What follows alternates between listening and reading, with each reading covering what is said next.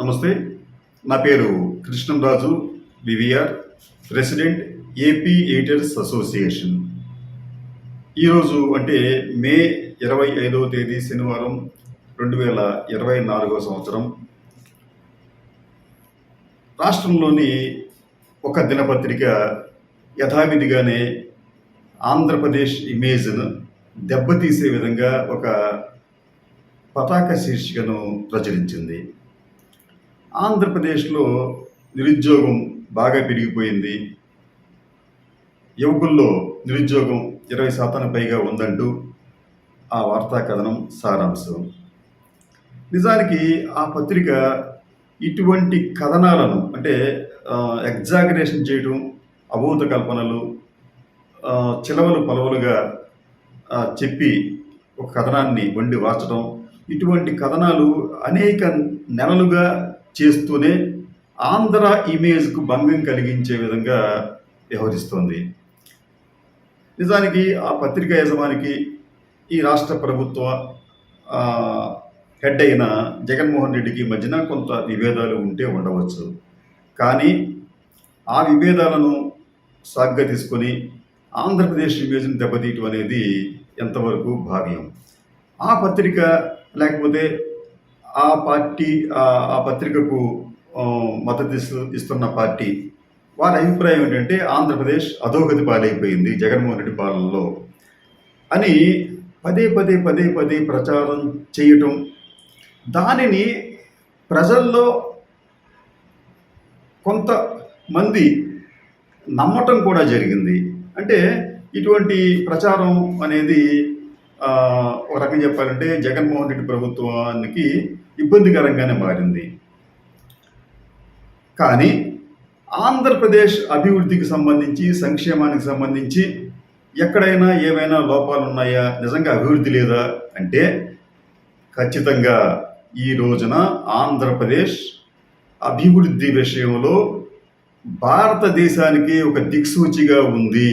ఇది అతిశయోక్తి కాదు. ఎందుకు ఈ మాట అనవలసి వస్తుందంటే, మన భారతదేశ స్థూల జాతీయోత్పత్తి వృద్ధి రేటు సుమారుగా 8% ఉంటే Andhra Pradesh GSDP gross state domestic production GSDP అది 23-24 సంవత్సరంలో 17% నమోదయ్యింది. అనేక ఇతర రాష్ట్రాలతో పోలిస్తే ఆంధ్రప్రదేశ్ వృద్ధి అనేది చాలా ఎక్కువగా ఉంది. ఇది ఎంత పెరిగింది ఈ వృద్ధి రేట్ అంటే, నిజానికి ఈ జగన్మోహన్ రెడ్డి పాలనలో ఆంధ్ర అనేది ఒక రకంగా చెప్పాలంటే అనేక రంగాల్లో అత్యున్నత స్థానాలకు చేరుకుంది. ఉన్నతంగా అత్యున్నత స్థానాలకు చేరుకుంది. చంద్రబాబు నాయుడు గారి 5 ఏళ్ల పాలన అంటే 2014 నుంచి 19 వరకు ఆయన పాలన చేసినప్పటికీ కూడా అనుత్పాదక వ్యయాలు, దుబారా వ్యయాలు, అమరావతి కథనాలతో ఆయన కాలక్షేపం చేశారు. పోలవరం ప్రాజెక్టు కేంద్రానికి అయితే దాన్ని రాష్ట్ర ప్రభుత్వం చేపట్టి దాన్ని పూర్తి చేయకుండా వదిలేశారు. అలాగే రాజధాని అంటూ తాత్కాలిక భవనాలతో కాలక్షేపం చేశారు.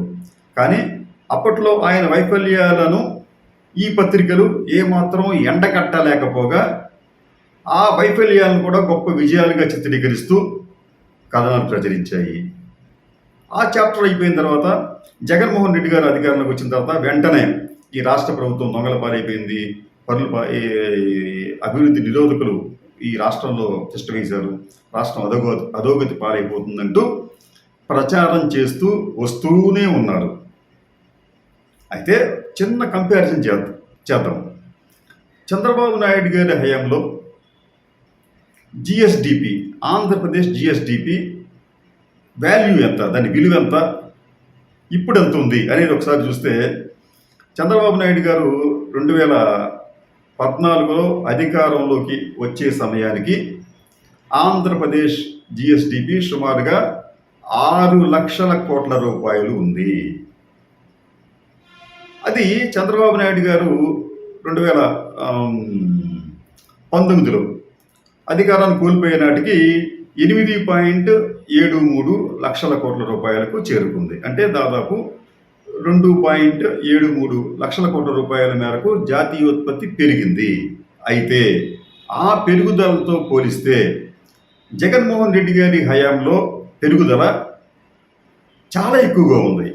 ఎంత ఎక్కువగా ఉందంటే మీకు 2000 మనం అంతకు అనుకున్నట్టు 2019లో అంటే చంద్రబాబు నాయుడు గారు దిగిపోయే నాటికి స్థూల జాతీయోత్పత్తి విలువ 8.73 లక్షల కోట్లు అయితే అది ఇప్పుడు 2019 నుంచి 24 మార్చి వరకు చూస్తే అది దాదాపు 15 లక్షల కోట్లకు పెరిగింది.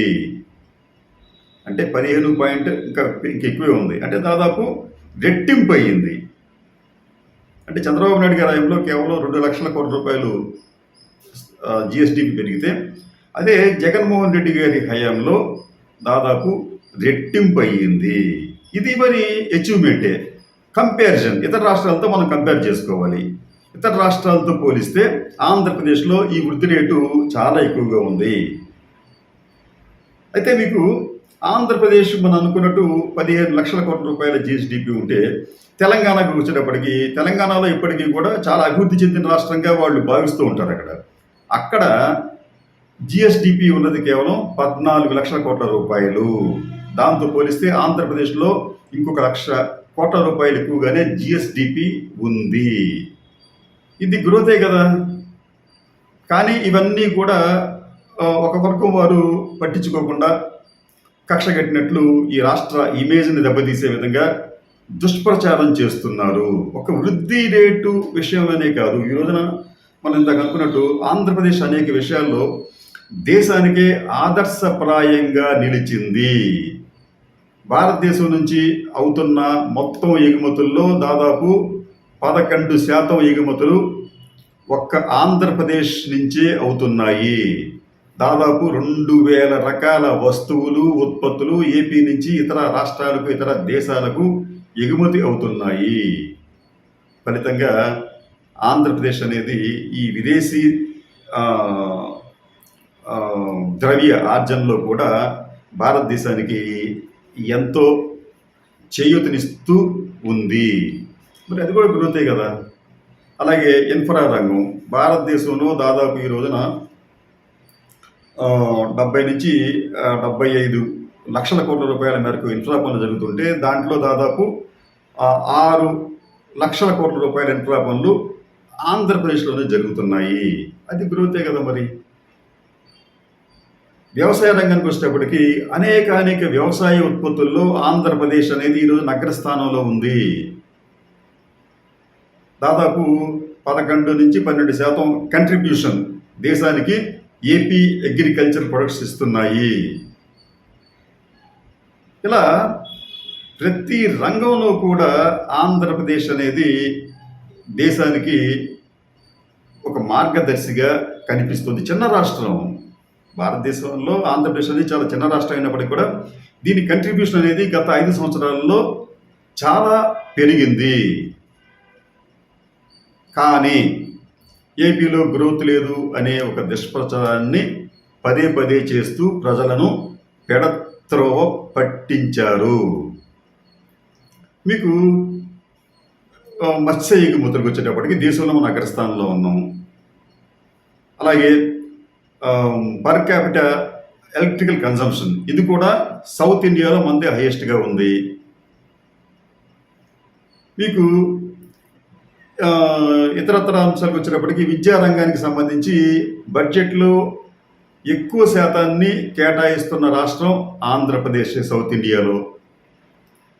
అలాగే టీచర్ స్టూడెంట్ రేషియోకి వచ్చేటప్పటికి దేశంలోనే హైయెస్ట్. ప్రతి 22 మంది విద్యార్థులకు ఒక్క టీచర్ ఉన్న ఏకైక రాష్ట్రం ఆంధ్రప్రదేశ్.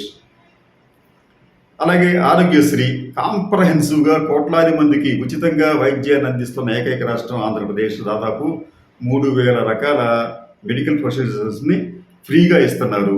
మందులు ఫ్రీ, ఆపరేషన్స్ ఫ్రీ కోట్లాది మందికి. అది అచీవ్మెంటే కదా, గొప్ప సంక్షేమ పథకమే కదా అది. ఇది కాకుండా వారు ఈ ప్రభుత్వం ఈ 5 ఏళ్లలో సాధించిన ఘనత ఏమిటంటే పేదవారి అభ్యున్నతికి కృషి చేయటం. దాదాపు 2.25 లక్షల